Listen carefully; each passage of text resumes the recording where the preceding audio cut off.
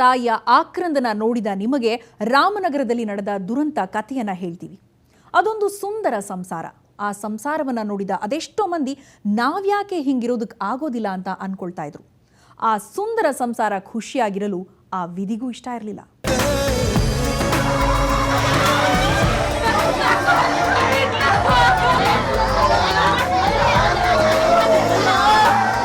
ಅದೊಂದು ಸುಂದರ ಕುಟುಂಬ. ಇಬ್ಬರು ಮಕ್ಕಳೊಂದಿಗೆ ಗಂಡ ಹೆಂಡತಿ ತಾವಾಯ್ತು ತಮ್ಮ ಪಾಡಾಯ್ತು ಅಂತ ಯಾರ ತಂಟೆಗೂ ಹೋಗದೆ ಜೀವನ ಮಾಡ್ತಿದ್ರು. ಮಕ್ಕಳನ್ನ ಸಾಕೋಕೆ ಗಂಡ ಹೆಂಡತಿ ಸಣ್ಣದೊಂದು ಮೊಬೈಲ್ ಕ್ಯಾಂಟೀನ್ ಇಟ್ಕೊಂಡು ಜೀವನ ನಡೆಸ್ತಿದ್ರು. ರೇಖಾ ಮತ್ತು ನವೀನ್ ದಂಪತಿ ಜೀವನ ನಡೆಸೋಕೆ ಅಂತ ರಾಮನಗರ ಟೌನ್ನಿಂದ ಚನ್ನಪಟ್ಟಣ ತಾಲೂಕಿನ ಅಪ್ಪಗೆರೆ ಗ್ರಾಮಕ್ಕೆ ಬಂದಿದ್ರು. ಒಳ್ಳೆ ಶಾಲೆಯಲ್ಲಿ ಮಕ್ಕಳನ್ನ ಓದಿಸ್ತಾ ಇದ್ರು. ಗಂಡನಿಗೆ ಹೆಂಡತಿ ಗೋಡೆಯಾಗಿ ನಿಂತ್ಕೊಂಡು ಜೀವನ ನಡೆಸ್ತಿದ್ರು.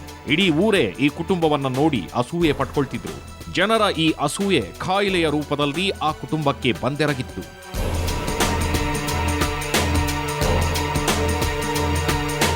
ಮದುವೆ ಆಗಿ 6 ವರ್ಷ ಮಾತ್ರ ಆಗಿದೆ. ಚೆನ್ನಾಗಿಯೇ ಇದ್ದ ಗಂಡನಿಗೆ ಇದ್ದಕ್ಕಿದ್ದಂತೆ ಲಿವರ್ ಸಮಸ್ಯೆ ಕಾಣಿಸಿಕೊಂಡಿದೆ. ಸಾಲ ಸೋಲ ಮಾಡಿ ಬೆಂಗಳೂರಿನ ದೊಡ್ಡ ದೊಡ್ಡ ಆಸ್ಪತ್ರೆಗಳಲ್ಲಿ ತೋರಿಸಿದ್ದಾರೆ.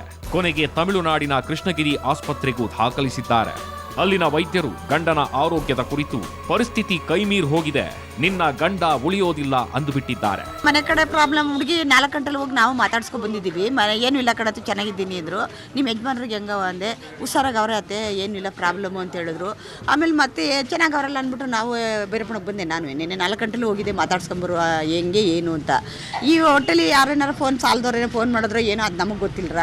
ಎಲ್ಲ ಹಚ್ಚಿ ಮಡ್ಗವಳೆ. ಬೆಳಿಗ್ಗೆ ಹೋಟ್ಲು ಮಾಡೋಕ್ಕೆ ಇಡ್ಲಿ ದೋಸೆಗೆಲ್ಲ ಅಲ್ಲಿ ಕ್ಯಾಂಟೀನ್ ಮಾಡ್ತಾಯಿತ್ತು. ಇಲ್ಲಿ ಬಸ್ ಸ್ಟಾಪಿಂದ ಕೆಳಗಡೆ ಚರ್ಚ್ ರೋಡಲ್ಲಿ ಆಟೋ ನಿಂತ್ಕೋತಾವಲ್ರ ಅಲ್ಲಿ ಮಾಡ್ತಾಯಿತ್ತು. ಅದ್ರದ್ದು ಇನ್ನು ನಮ್ಗೆ ಏನು ಅಂತ ಗೊತ್ತಿಲ್ಲ. ಏನಿಲ್ಲ, ಏನೊಂದು ಚೂರು ಹೇಳ್ಕೊಳ್ಳ ನಗ್ನಗ್ತಾ ಚೆನ್ನಾಗಿ ಮಾತಾಡ್ತು. ಏನಿಲ್ಲ ಕಣತ್ತೆ ಅಂತ ಹುಷಾರಾಗಿದ್ದೇನೆ ಅದೇ ಹುಷಾರಿದ್ದಾರಂತೆ ಕಣತ್ತೆ ಅಂದ್ರು ಇಷ್ಟೇ.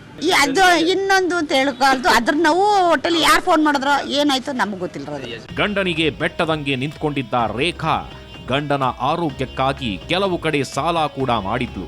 ಆ ಸಾಲವನ್ನೆಲ್ಲ ದುಡಿದು ತೀರಿಸಿದ್ದ ರೇಖಾ ಕೃಷ್ಣಗಿರಿ ಆಸ್ಪತ್ರೆ ವೈದ್ಯರ ಮಾತುಗಳನ್ನ ಕೇಳಿ ಕಂಗಾಲಾಗಿದ್ಲು. ಗಂಡನ ಸಾವನ್ನ ಆಕೆ ಊಹಿಸಿಕೊಳ್ಳಲು ಸಾಧ್ಯವಾಗಿಲ್ಲ. ಕೆಂಪೇಗೌಡದಲ್ಲಿ ತೋರಿಸ್ತು, BJCಲೂ ಅಡ್ಮಿಟ್ ಮಾಡಿದ್ದು ಒಂದು 15 ದಿವಸ, ಕೆಂಪೇಗೌಡದಲ್ಲೂ ಮಾಡಿದ್ದು.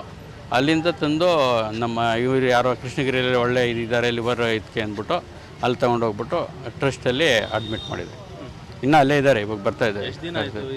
ಇವಾಗ ಒಂದು 15 ಡೇಸ್ ಆಯಿತು. ಇಲ್ಲಿ ತನಕ ಮಾಡಿದ್ದೇವೆ. ಸುಮಾರು ದುಡ್ಡು ಒಂದು 4-5 ಲಕ್ಷ ರೂಪಾಯಿ ಮಾಡಿದ್ದೇವೆ ನಾವು. ಅದೇ ಅಮ್ಮ ಅದು ಗಂಡನಿಗೆ ಹುಷಾರಿಲ್ಲ ಅನ್ನೋ ಒಂದು ಇದಕ್ಕೆ ಕಾರಣಕ್ಕೆ ಮಾಡ್ಕೊಂಡಿರ್ತಾಳೆ ಅಂತ ಅಂತ ಹೇಳ್ಬಿಟ್ಟು ಅವತ್ತಿನಿಂದ ಎಲ್ಲ ಹೇಳ್ತಿರಲ್ಲ ಡಾಕ್ಟ್ರು. ಅವಳೇ ಜೊತೆಲೇ ಇರ್ತಿದ್ದಲ್ಲ ಹಾಸ್ಪಿಟಲ್ಲಿ, ಅದರಿಂದ ಹಂಗಾಗಿದೆ.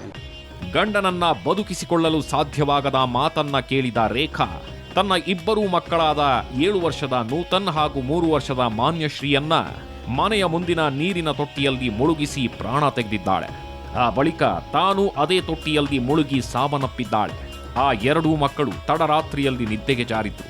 ಮಲಗಿದ್ದ 2 ಮಕ್ಕಳನ್ನ ಎತ್ಕೊಂಡು ನೀರಿನ ತೊಟ್ಟಿಗೆ ತಳ್ಳಿ ನಿದ್ರೆಯಲ್ಲಿದ್ದ ಮಕ್ಕಳನ್ನ ಚಿರನಿದ್ರೆಗೆ ತಳ್ಳಿದ್ದಾಳೆ. ಏನೂ ತಪ್ಪು ಮಾಡದ ಆ 2 ಮಕ್ಕಳು ತನ್ನ ಹೆತ್ತ ತಾಯಿಯಿಂದಲೇ ಸಾವಿನ ಮನೆಗೆ ಸೇರಿವೆ. ಅವ್ರಿಗೇನು ಆ ಥರ ಏನು ತೊಂದರೆ ಏನು ಇರಲಿಲ್ಲ, ಚೆನ್ನಾಗೇ ಇದ್ದರು. ಅವರ ಗಂಡನಿಗೆ ಕಿಡ್ನಿ ಫೇಲ್ಯೂರ್ ಆಗಿ ಅವ್ರನ್ನ ಕೃಷ್ಣಗಿರಿಲಿ ಆಸ್ಪತ್ರೆಗೆ ದಾಖಲು ಮಾಡಿದ್ದಾರೆ. ಅದನ್ನು ಏನೋ ಈ ನನ್ನ ಗಂಡನಿಗೆ ಆಗಿದೆ ಅಂತೇನೋ ಮಾನಸಿಕ ಜಿಗುಪ್ಸೆಯಿಂದ ಈ ಥರ ಮಾಡ್ಕೊಂಡಿರ್ಬೋದು. ಏನಾಗಿದೆ ಏನಿಲ್ಲ, ಇದು ಸಂಪಿದೆಯಲ್ಲ ಮಾಮೂಲಿ ಮನೆ ಹತ್ರ ಸೊಂಪಿಗೆ ಮಕ್ಕಳನ್ನ ಹಾಕಿ ಆ ಸೊಂಪಿಗೆ ಆ ಎಮ್ಮನು ಮುಳುಗಿ ತೀರ್ಕೊಂಡಿದ್ದಾರೆ. ನೈಟಲ್ಲಿ ಯಾರೂ ಇರಲಿಲ್ಲ. ಬೆಳಿಗ್ಗೆ ಎದ್ದು ಅವರು ಹೋಟ್ಲು ಮಾಡೋಕ್ಕೆ ಇನ್ನೊಬ್ಬರು ಅಮ್ಮ ಇದ್ರಲ್ಲ ಹೇಳ್ಸಕ್ಕೆ ಹೋಗವ್ರೆ.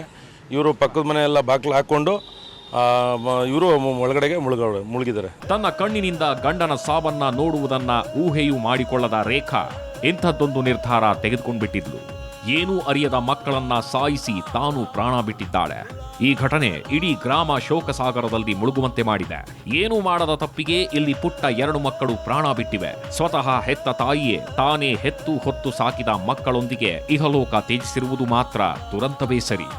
ಇನ್ನು ತನ್ನ ಕುಟುಂಬದ 3 ಜೀವಗಳು ತನ್ನಿಂದ ಹೋದುವು ಅಂತ ನವೀನ್ ಸಾಯುವ ಕ್ಷಣಕ್ಕಾಗಿ ಕಾಯ್ತಿದ್ದಾನೆ. ಆ ಸುಂದರ ಸಂಸಾರ ಇನ್ನು ನೆನಪು ಮಾತ್ರ. ಇದು ಇವತ್ತಿನ FIR. ನಾಳೆ ಮತ್ತೊಂದು ರೋಚಕ ಸ್ಟೋರಿಯೊಂದಿಗೆ ನಿಮ್ಮ ಮುಂದೆ ಬರ್ತೀವಿ. ಅಲ್ಲಿವರೆಗೂ ಗುಡ್ ಬೈ, ಟೇಕ್ ಕೇರ್.